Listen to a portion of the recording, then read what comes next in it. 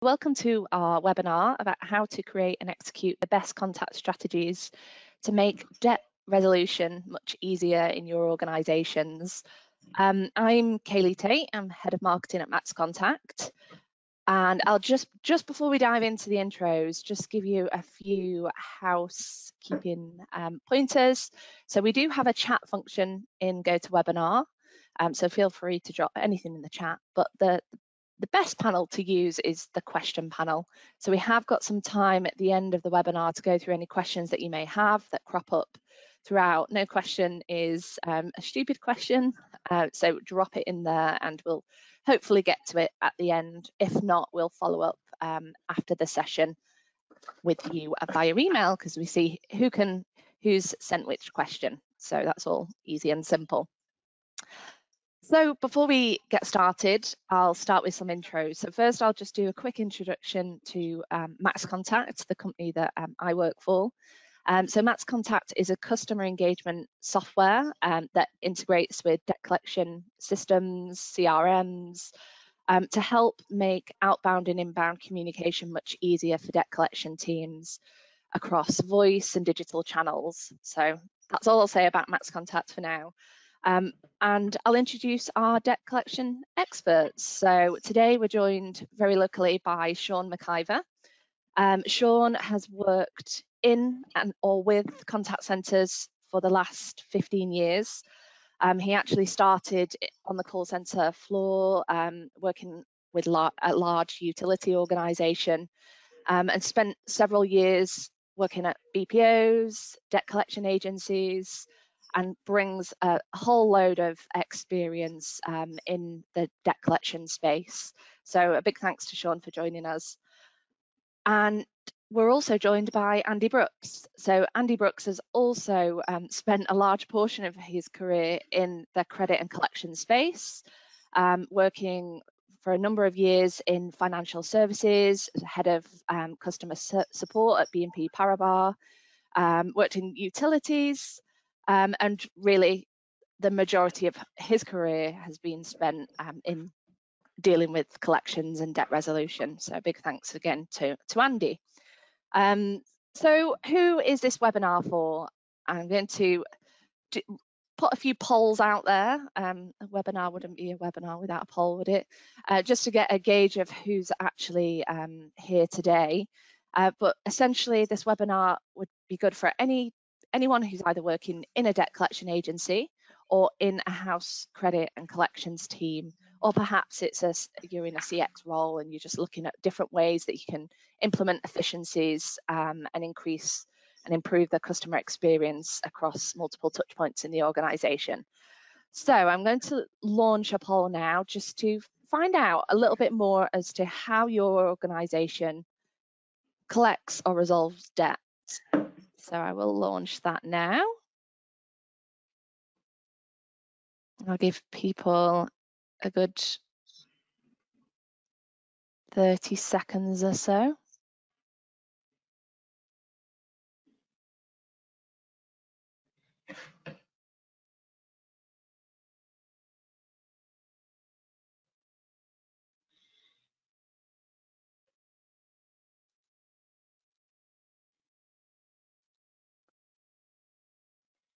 There we go. Fab, they're all coming in. Great. So we very surprisingly, we have got a range of people from debt collection agencies, in-house teams that are collecting debt manually and communicating manually with customers, and some that are a little bit further down the journey from an automation and communication perspective. So fantastic, thank you for that. So we're here today really to talk about how to make debt resolution easier, explore the themes around customer experience, employee experience, and efficiency as well. So I will close that poll, and I would like to just launch one more poll. This is the last one of the webinar, but just to really explore how you're feeling about debt collection and resolution in your organisations at the moment. Obviously, there's a lot of pressures that are happening. There's a lot of challenges in the marketplace. Cost of living crisis is just one that might be amplifying the situation. So we'd just like to understand whether you feel, or it might just be a gut feel, as to how debt collection has changed for you in comparison to your previous experience. So I've opened that poll now, and you should all be able to vote on that one as well.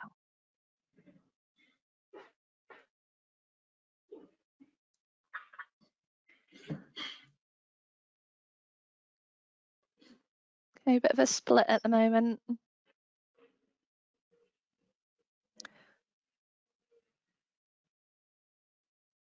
Some interesting results here as well. So the larger majority of people are finding it's even harder now than it was during the pandemic.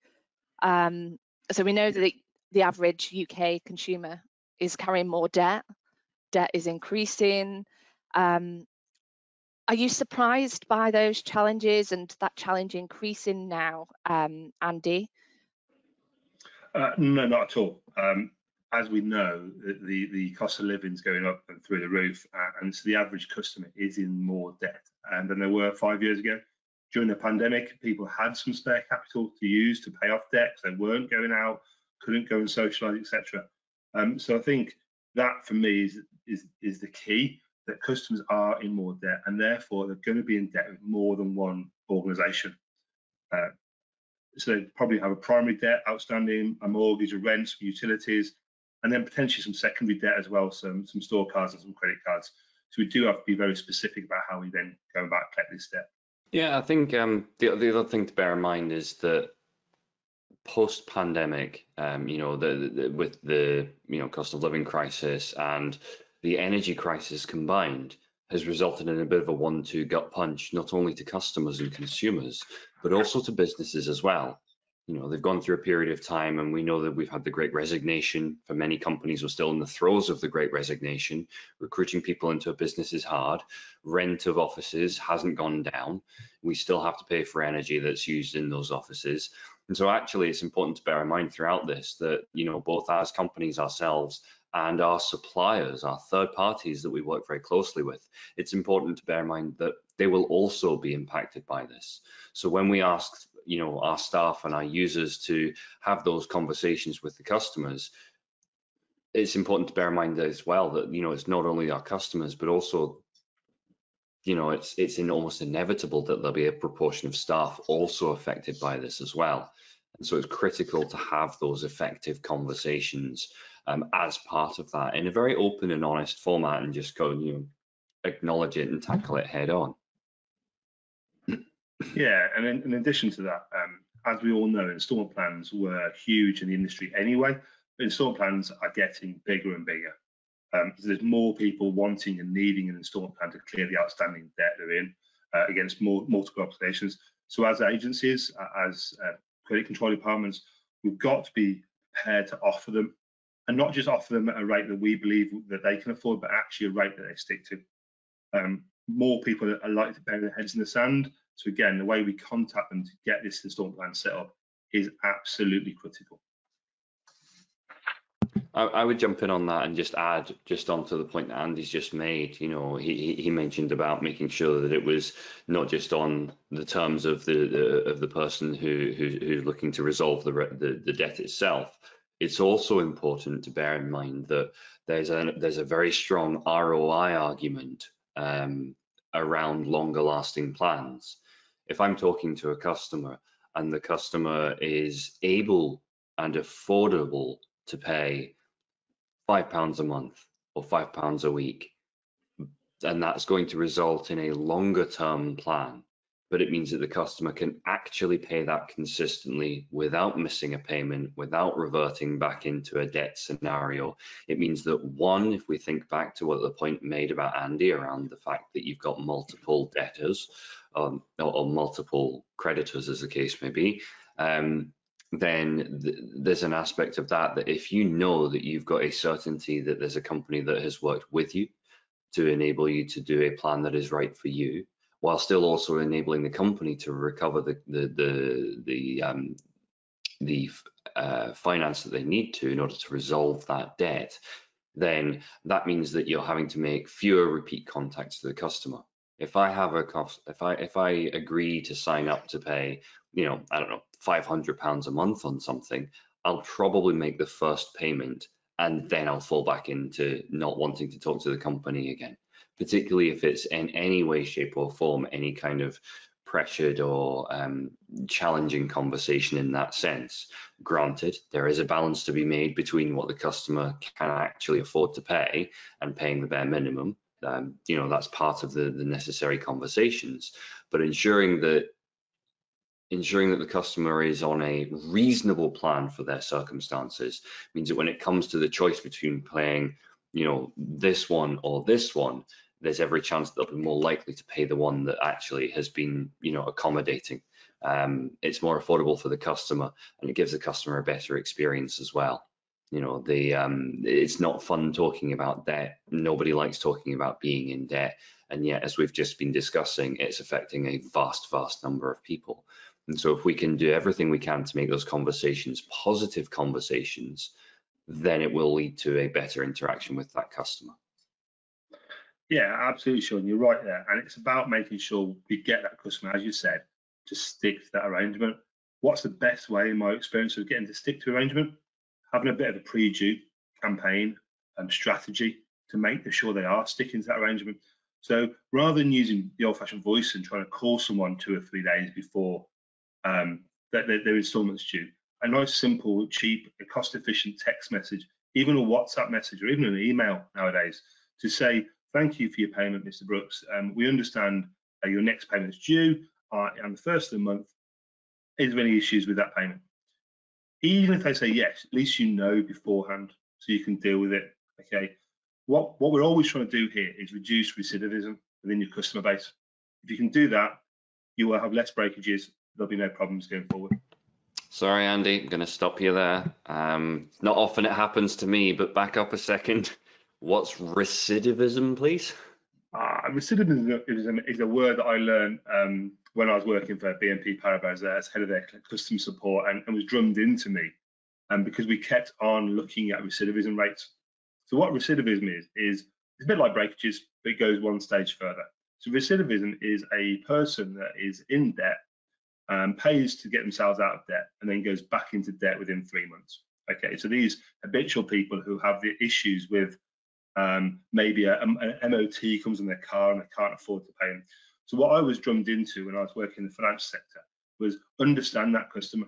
You'd rather say to the customer, can you pay me now your installment plan you're there for, or do I need to have a conversation about putting that back end right to the back of your installment and give you an actual holiday?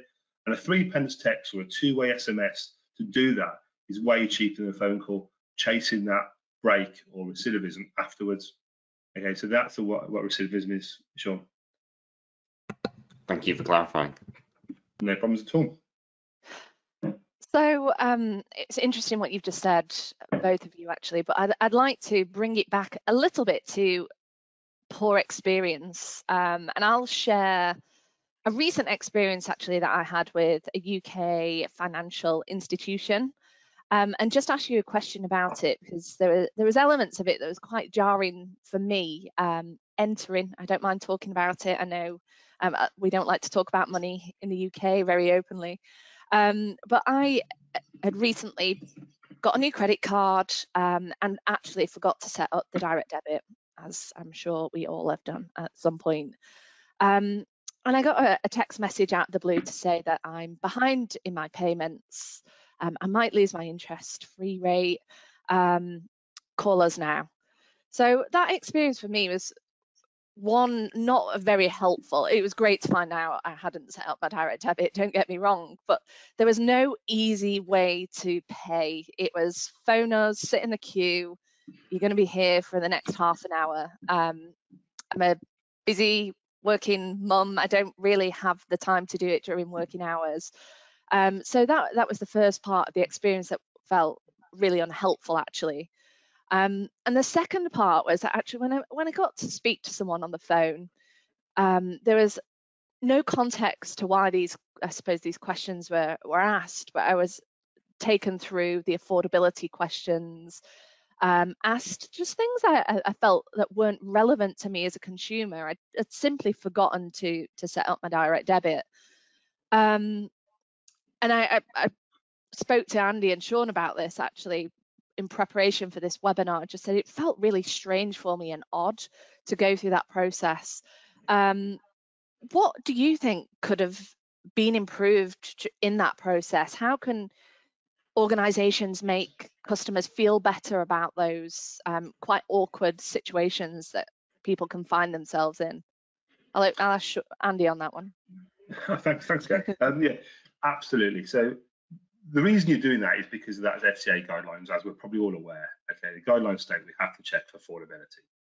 I think a lot of companies out there get it wrong when they're doing that, though. So in my opinion, actually, if you've been warmed up to the fact that we're going to have to ask you these questions, Kate, because they are part of the FCA guidelines, to understand your affordability. Yes, you've only just missed it, and there's no financial difficulty there, but we still have to ask them. So how about we use the IVRs within our element of an inbound call?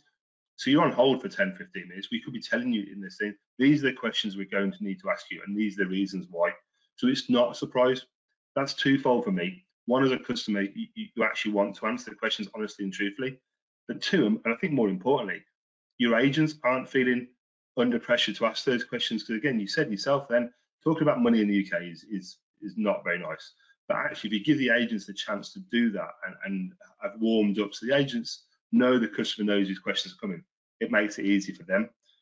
So explain it to your customers, understand and put yourselves in your customer's shoes beforehand. Yeah, I'll jump in on that one as well, and just kind of back up what Andy said.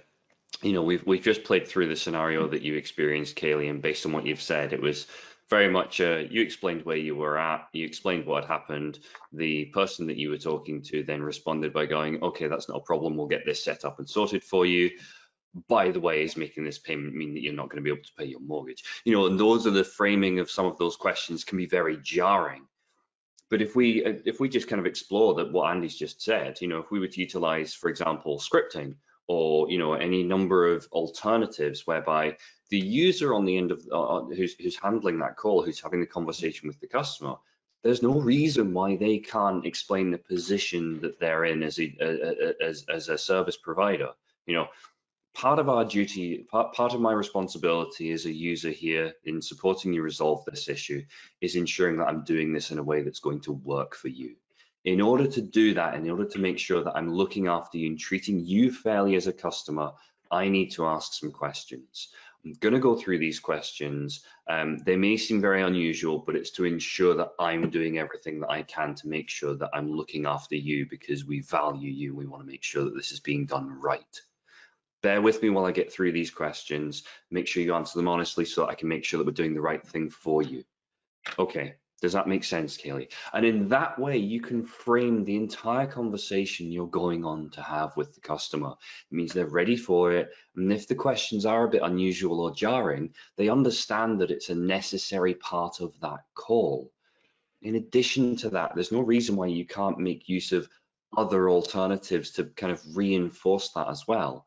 So, for example, sending somebody affordability statements via a link or via an email or via an SMS and going, look, I'm just going to follow up on what we've discussed just now and let that sit with you, so that if that does change, you can get in touch with us and let us know. Again, the whole purpose of the reason why I am sat in this chair talking to you is so that I can make sure that we come to a solution that's right for both you and us. And if we don't do that, all it's going to mean is we're going to have further conversations in the future. And I would much rather get this resolved for you here and now today, so that we can both kind of continue on and just enjoy the rest of the day.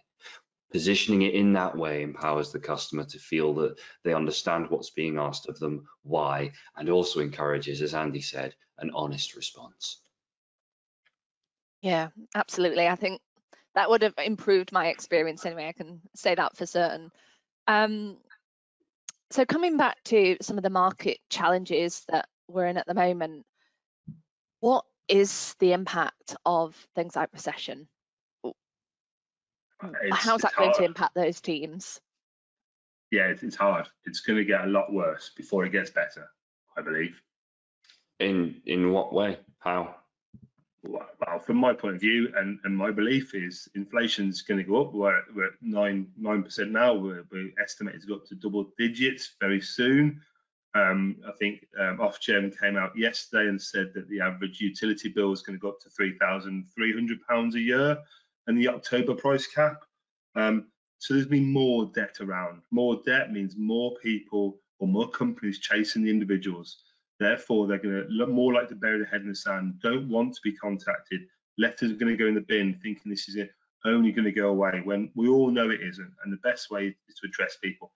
So we need to find that way.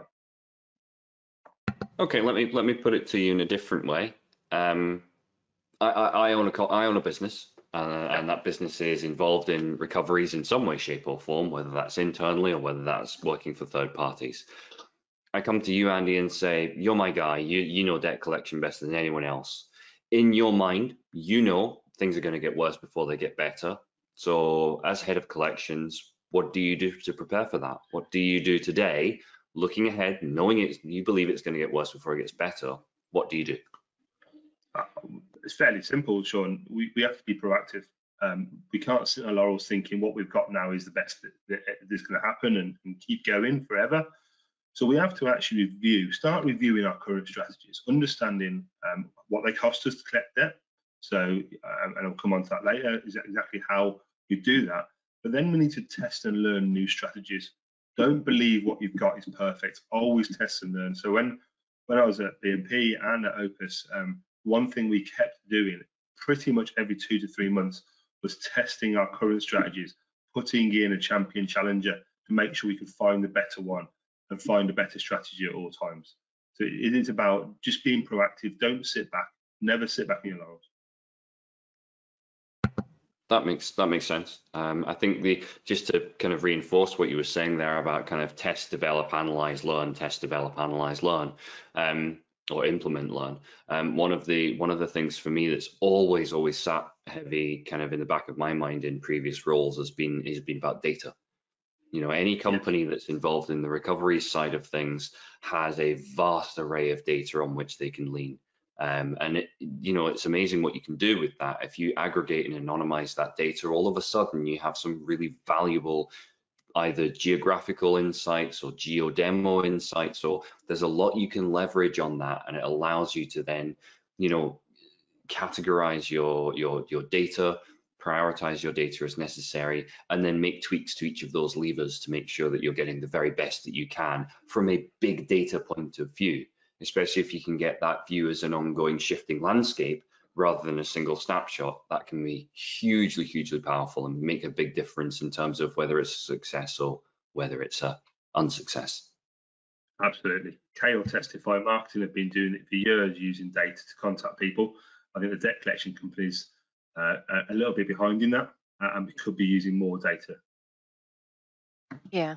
So although that it might be a slightly bleaker outlook than we'd all probably like, I suppose there's the opportunity for innovation and growth out of it, which is always the nice side of difficult market environments and challenges. So talking about, we talked a little bit about the organisation and challenges within the market and what impact that might have, and we're going to touch a bit more about giving some actionable insights later on. But I just want to quickly talk about the impact these situations have on the teams working in contact centres or working in the roles that they're communicating with customers day in, day out about these difficult situations. Pressure might be mounting, things might be feeling a bit more difficult for those people on the front line than ever before. What's your experiences based on your previous roles as to how it might be on the front line and what organisations could potentially do about these challenges that their frontline teams are facing? Yeah, it's a huge issue, and it's going to get worse again. So financial difficulties is very tough for any agent to sit and discuss, and I've done it. I've been on the phone and had that. So we all need to understand and consider the agents as well. But how do we consider the agents? So one of the great things we did at BNP Paribas is we introduced a weekly session where we asked all of our agents on the financial difficulties team to come up and bring a call that they thought they had handled very well, or very badly, and bring it and be honest to a session. And that session, we played a random selection of calls. We couldn't do everyone every week for time constraints, but we played a number of calls, and we asked their peers and their colleagues to actually understand and self-evaluate those calls. How could they have done something different? Okay, what was the customer feeling in this place? What could you have said to make that customer more easy about themselves? How could you have made yourself feel better on that call? Because the last thing you want is agents feeling horrific after a bad call, or someone who's going through real problematic times and difficult times. Making sure that agent is supported through that by being able to bring a tough call to a meeting really helps. It worked well for me. Allowing the agents to have that 2 or 3, 5, 10 minutes off the phone after a really potentially bad call, to give them time to recap, regroup, rethink, and then come back.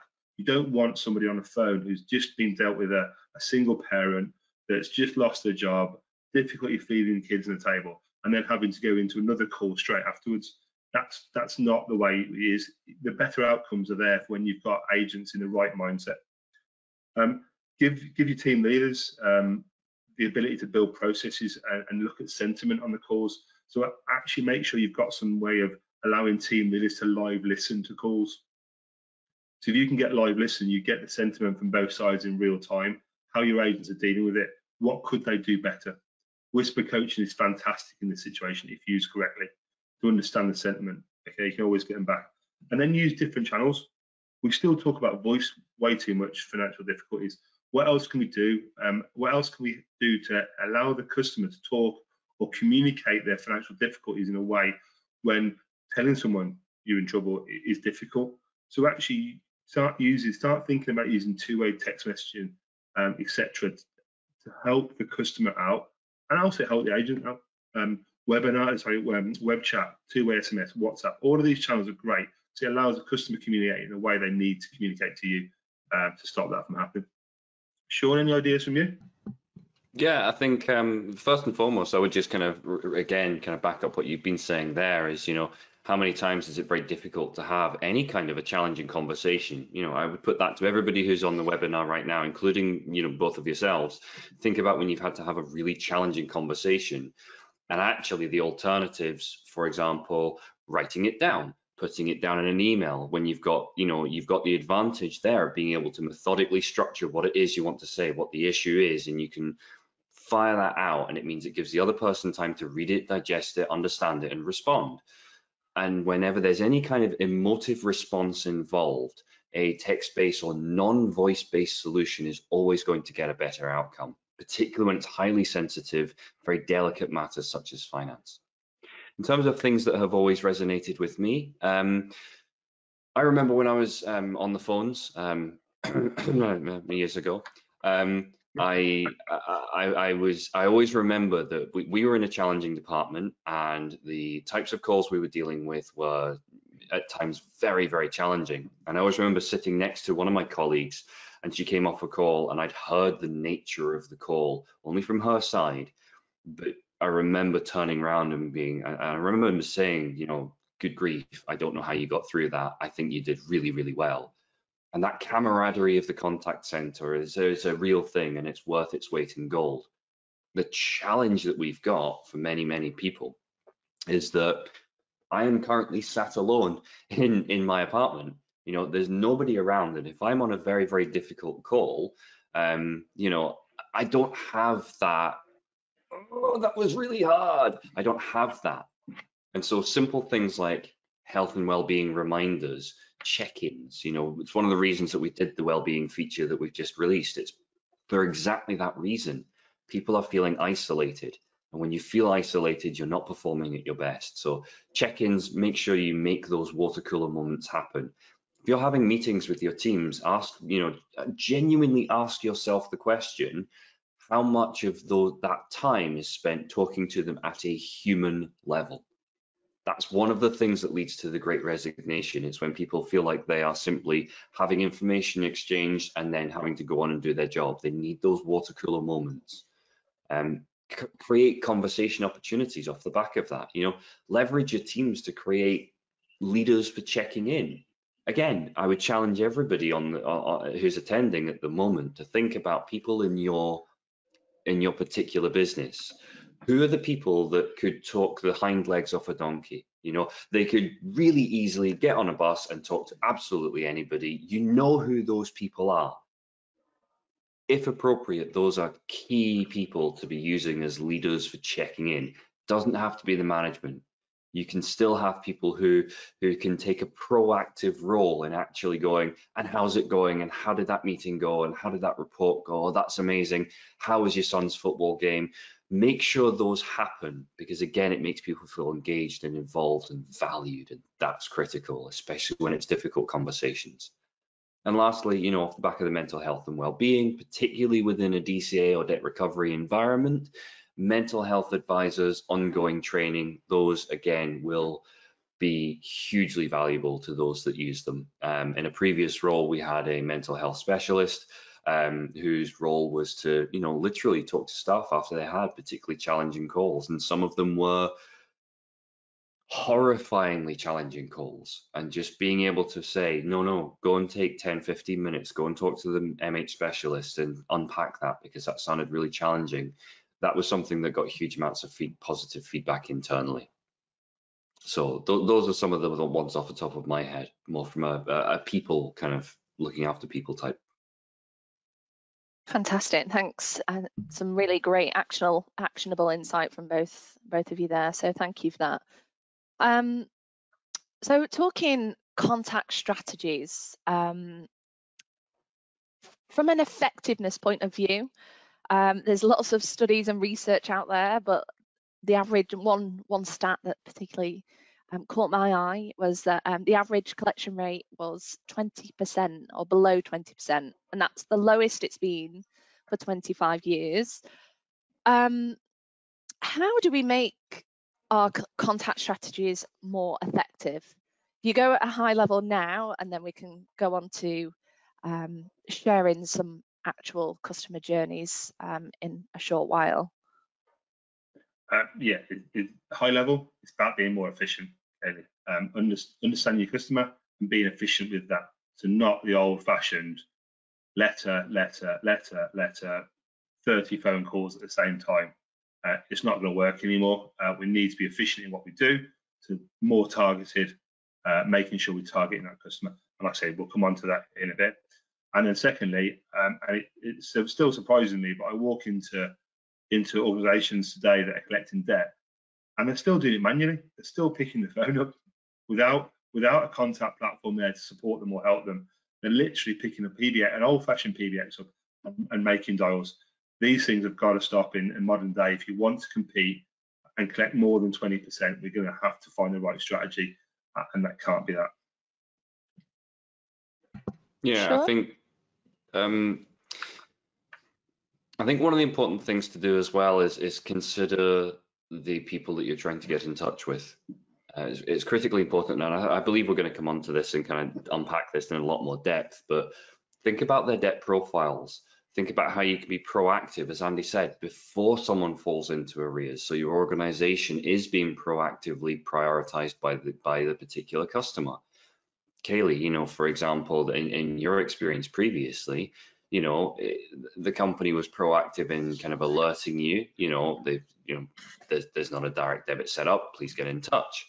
Likewise, you can imagine the impact that would have if, a few days before the first of the month, if I was in debt and I received a text message saying, just to remind you that the payment of £5 is coming out on the first of the month, let us know if that's going to be an issue. What that's doing is that's serving as a reminder for me that particular debt that I need to pay, that I need to make sure that that's there. Now, if the others don't provide me with that prompt, I'm not going to value them, or they're not going to be at the forefront of my mind as much as they otherwise would be. The other one that I would say, and this sounds very fluffy, but I can't overstate the importance of this based on my experience certainly, is the experience that you provide customers. Again, I'll go back to your experience, Kaylee. You talked to a presumably large financial institution based in the United Kingdom, and you were left off that call feeling like it was jarring, and you didn't really understand why some of the questions had been asked. And to the point where you felt, to the point where it was so impactful that you shared that. And we all know that we're twice as likely to share a negative experience than a positive experience. But if you can frame it in the right way, if again you're in a scenario whereby there are multiple creditors who you need to provide information back to, then you're going to want to talk to, you're not going to want to talk to any of them, let's be honest, but you're going to want to talk to the one who is most accommodating, most understanding, most engaging first, because that's going to be the easiest conversation. So making sure that you've got that customer experience at the forefront. And yes, it can be a difficult conversation, but framed in the right way, it can land very, very well. And the objective isn't about creating positive, the objective should be about creating positive outcomes from that conversation. It's not about being pushy, it's about empowering agents to use their best judgment and do what's right for the customer. Again, to deliver that, we need to recover this cash, but at the same time, we need to look after you as a valued customer. It's getting that balance right and training agents to do that. Fantastic. Thanks, Sean. So now we're just going to go through a couple of different examples of customer journeys and talk through contact strategies.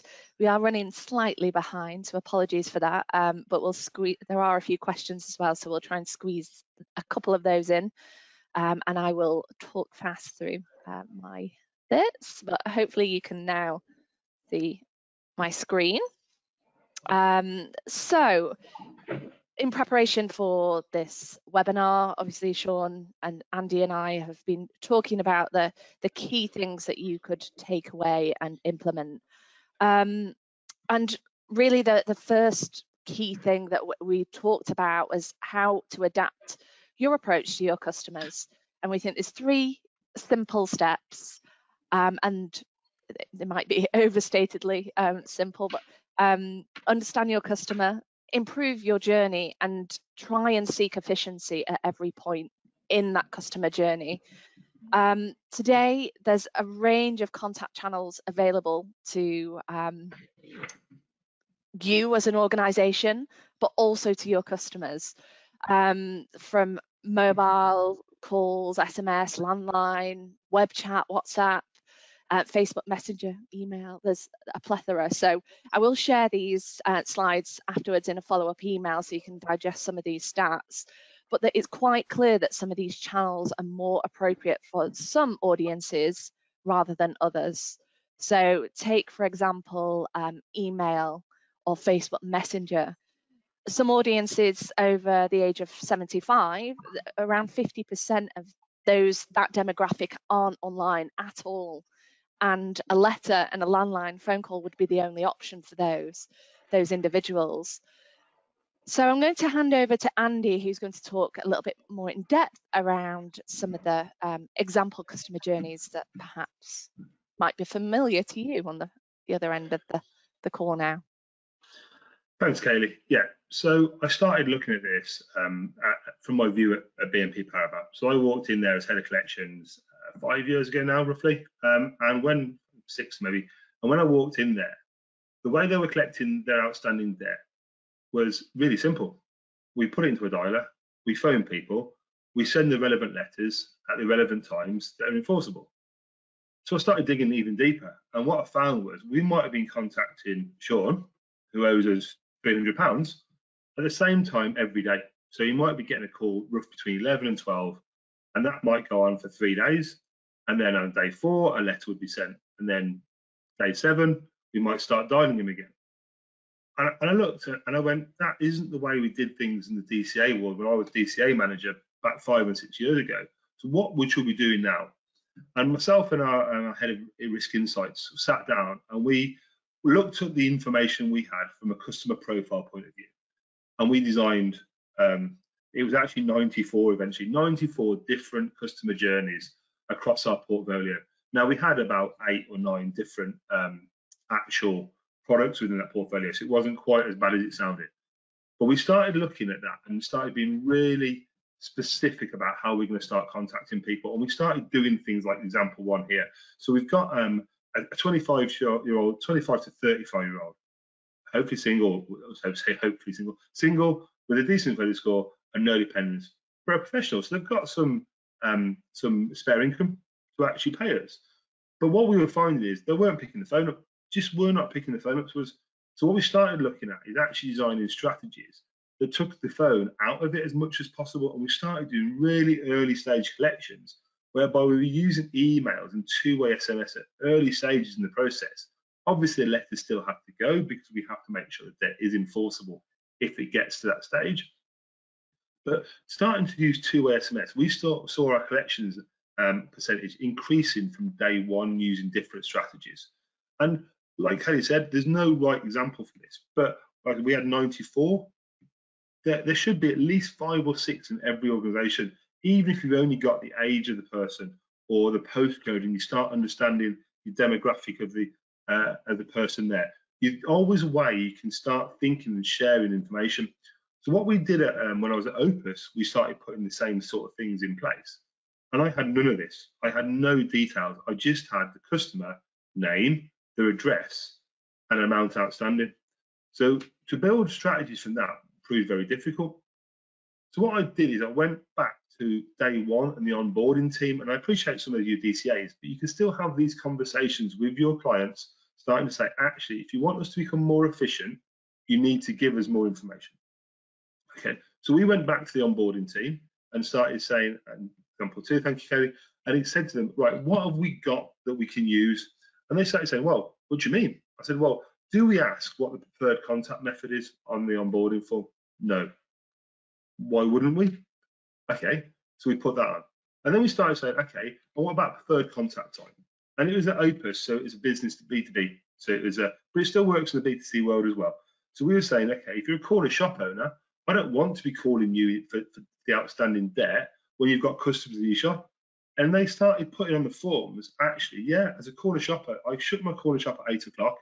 I can be contacted between 8 and 10, and I'd rather get a text message. So we started building strategies and understanding that all the way through. And it gave us, again, at Opus, it gave us about 12 ultimately within different variations of debt value, how old the debt was, the criteria such as where they're based in, and what type of SIC code it was at the time we used for B2B. So all of these things, you need to understand what you've got, use that to start with. And then once you've understood what you've got, then understand what more you can get, either to yourselves in your own organization or from asking for your client. I'm going to take it back even further when I was manager of a DCA, commercial credit services. What we did then and what we put in place at the time is we started actually using demographic data. So we went out to a company called Acorn, who actually categorized every postcode in the UK between 1 and 57. Okay, and it actually builds strategies depending on that, because you know if someone's living in areas 5 to 15, they're probably both very affluent people, and this may have just slipped their mind. The other thing I absolutely recommend we do in this is, we says here, and the slide example one's a better example, but in this one as well, is lots of SMS, lots of WhatsApp, lots of text messages. But it shouldn't just be a case of, hey, Mr. Brooks, you're contacted today by X company, please contact me. They don't work anymore. Actually, why aren't we starting to think in a more modern technology? Start embedding links into our WhatsApps to payment sites, so actually the customer can pay us directly without actually ever needing to contact us. So we can send a link out saying, your debt has been passed to us as your debt collection agency. You owed X company £400. This is a link to make that payment. And then on that link, give them the option to make instalments and put the FCA questions on there afterwards. Start thinking like yourselves rather than normal as how it used to be. And that's a massive takeaway for me at the moment around that. So the takeaway for me is understand your customer and make sure your clients understand your customer as well, and get that information from them to build comprehensive strategies. Because hopefully you'll never get to the end of example 1 or example 2 and the debt is collected beforehand, and therefore you're fine. It's very efficient, it's cheaper than just keep calling people at random times. Yeah, thank you, Katie. Next slide. And I think some of this I've already covered, but it does actually allow me to reiterate some of the points, which is great. So become more efficient. Become more efficient by understanding and collecting that data you have. Sean's already touched on data. Data is huge. So grab that data you've got, understand it, and then use it. And if you haven't got it, go and try and find it from somewhere. There's either companies out there that will give you the data, or you work with your things. As I said before, marketing have been using these stuff for decades to contact different people. We in the debt collection business need to catch up with them very quickly. And then impacts, yeah, so things like customer demographics, debt profiling, best collection method, all those things we need to be absolutely gaining as quickly as possible. And then finally, just for me, how do you make sure it works for you? Because not every strategy will work. Absolutely not. So again, this model, I apologize it's so small. This model is something that I was using as a DCA collections manager about 15 years ago now, but I still believe it holds true to now. So simply is my branch of debt I've got, or my tranche of debt I've got, and X company sent me 1,000 debt for £1 million, whatever it may be. After I've done my strategies, I then feed it into a model, and that model would be, there's my 1,000 debts, that's how much was original debt, that's how much I've collected, so my actual commission is 15%, so therefore my gross collection is X amount of money. I'd then go through each one line by line pretty much.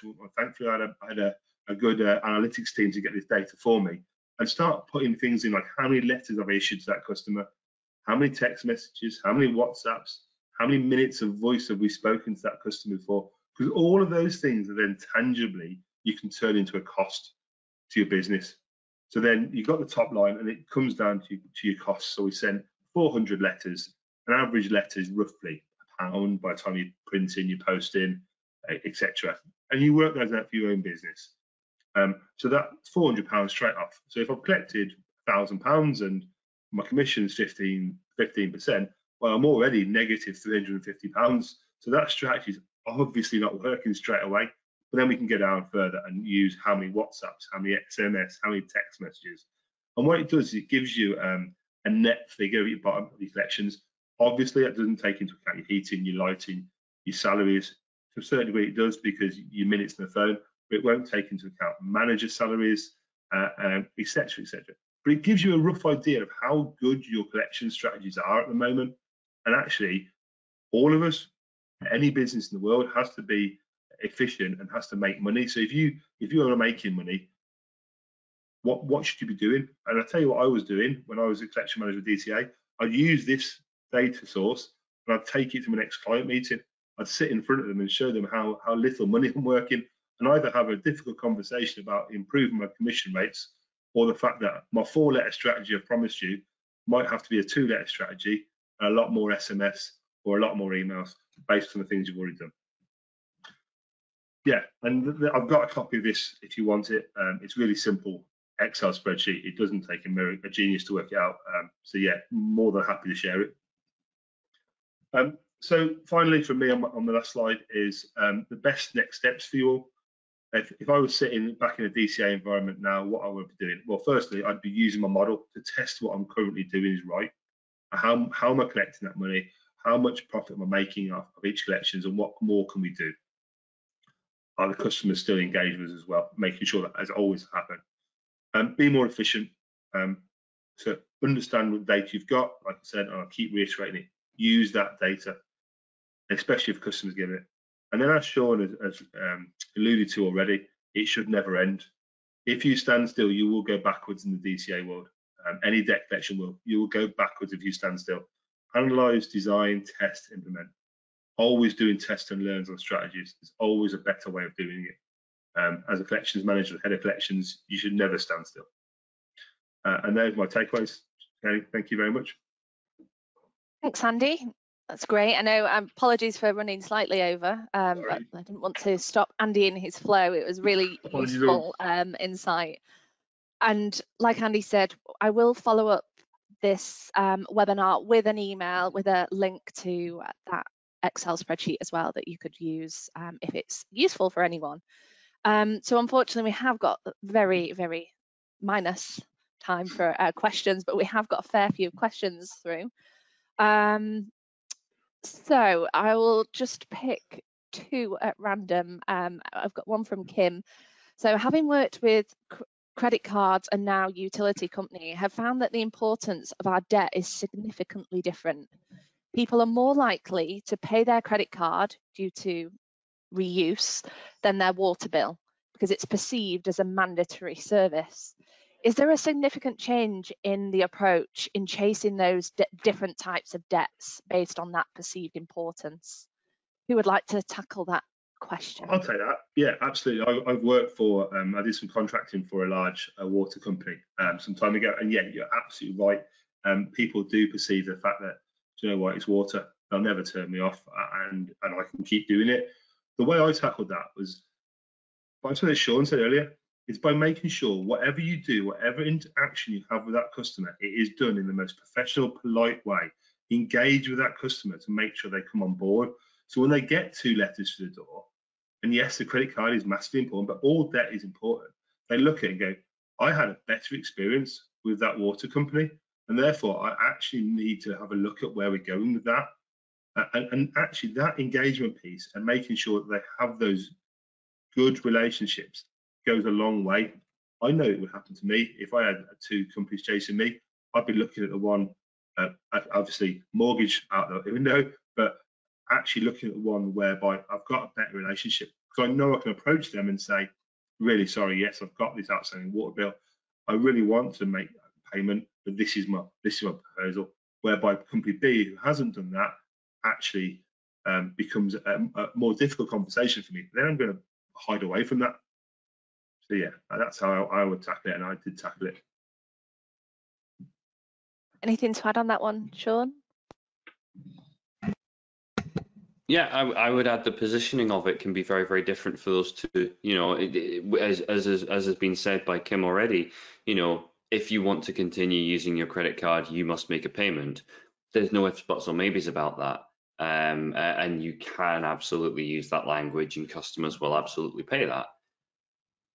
Imagine if you received a bill from a water company that was chasing a debt, and the wording on that letter was within regulations and all the rest of it, but the phrasing of it was along the lines of, look, we all know that we're probably not going to turn off your water supply. We understand that, but that doesn't mean that we don't want to resolve this before it gets to that stage. And because we're an essential utility, we want to make sure that nobody ends up in that stage. Please get in touch with us so that we can do something to at least make some steps towards resolving this for you. That's all we want to do. The framing of that is worlds apart. And I tell you, if I got a letter like that through the post, I probably wouldn't mind picking up the phone and at least having a conversation. Or if I had an SMS that was to that effect. It doesn't mean that you can't be humanizing in the way that you position where you're at and be very honest with the customers. It's one of the things that customers value above almost anything else is honesty. Some interesting points. Hopefully that gives you some food for thought, Kim. Is it perhaps an opportunity for pre-collection strategies as well, Andy? I know you talked about being first and being that organisation in front of the credit card bill, perhaps. Yeah, potentially. Again, as long as it's worded right and as long as it's within the guidelines, then yes, there's no harm in trying to get that done and position it right correctly, as Sean said. Then yeah, I wouldn't advise against doing that. So probably one last question, and then we will follow up on any unanswered ones via email. But this one's from Keith. Would the contact strategy approach for business customers in debt be the same as personal customers, or should the strategy change? Okay. The approach should be the same, but the strategy should also change. It's a real catch-22, Keith. So you're still going to use the same contact methods, but your profile of that business is going to be different to your consumer. So things like, and again, it's really simple to say, and it becomes simplistic, is Strategies for hairdressers. 95% of hairdressers are never open on a Monday. So why do we phone them on a Monday? I go back to my days at Opus. We phoned hairdressers on a Monday and didn't get any contact. Things like restaurants, nightclubs, pubs, the strategy is different because you've got different customers. They won't pick the phone up during their busy times. You need to be able to find out when their quieter times are. So I'll give an example, a real life example. My brother is in a very fortunate position where he owns 18 different pubs. He would not pick the phone up after 11 o'clock when the pubs are open because he's got his managers, his staff contacting him. So his business stops. He does everything before 11 o'clock in the morning. So if we contacted him early, said, look, this is a situation with your utility bill, your water bill, or whatever it may be, he would pick the phone up then. He wouldn't have any issues. But come 11 o'clock, he will not pick the phone up because he's got messages from his staff constantly. So he therefore doesn't, and his staff know to send a text message to him.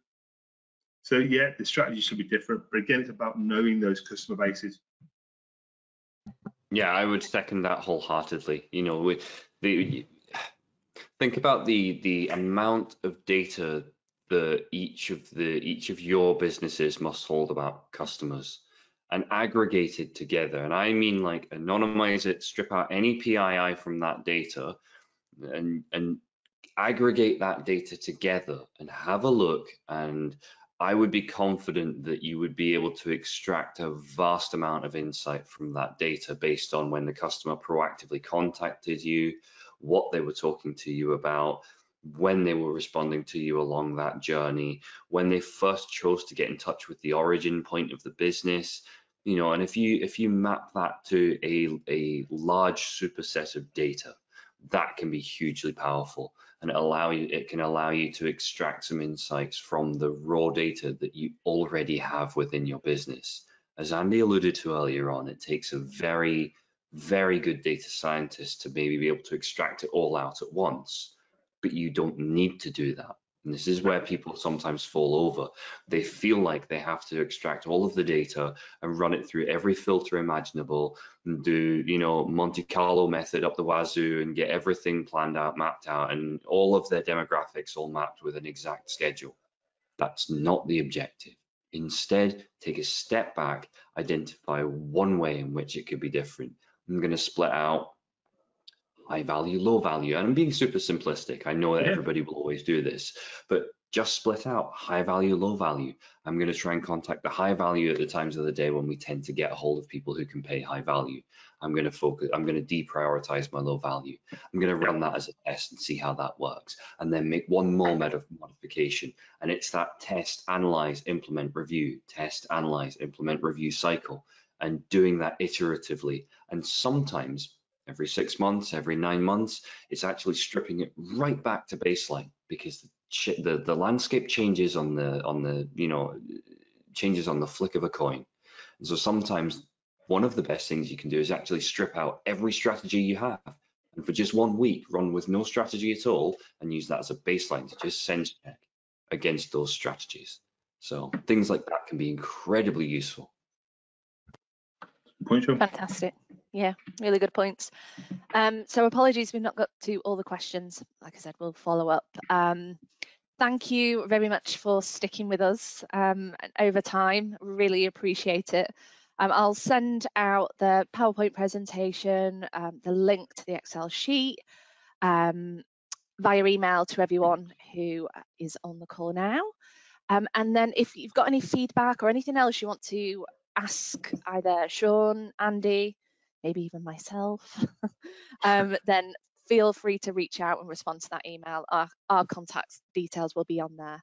But yeah, thank you very much for joining us. Hopefully it was useful. Any feedback you've got will help us decide how often to run more of these debt collection focused webinars in the future. So if you've got anything to feedback, please do so.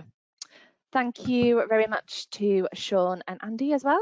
And thank you very much. Yeah, thank you, Gary. For now, for us. Thanks. Thank you, everybody. Bye-bye. Bye-bye. Enjoy your day.